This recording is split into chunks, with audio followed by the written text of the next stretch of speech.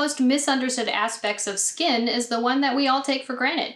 It's color. Now, skin doesn't really have color per se. What it does have under its outermost layers are cells called melanocytes that produce melanin, a complex polymer whose color is either black or brown. Melanin works as a pigment, providing a protective tint from the rays of the sun for what lies underneath. Things like UV cause your cells to develop cancer and mutate, and that's not good for anybody's survival. The density and distribution of melanin, along with several other factors, creates variations in reflection and absorption of light in the skin, contributing to the perception that skin has color. Melanin is a natural sunscreen that evolved through natural selection. Through natural selection, early hominins almost certainly had high levels of melanin. Remember back to that video you watched in the previous section about the fossils they found in the UK? The high levels of melanin were to regulate their UV exposure after they evolved to lose their hair. Thus, early hominins had dark-skinned complexions. As these early hominins migrated out of Africa and into northern latitudes, new variation to skin pigmentation began to appear.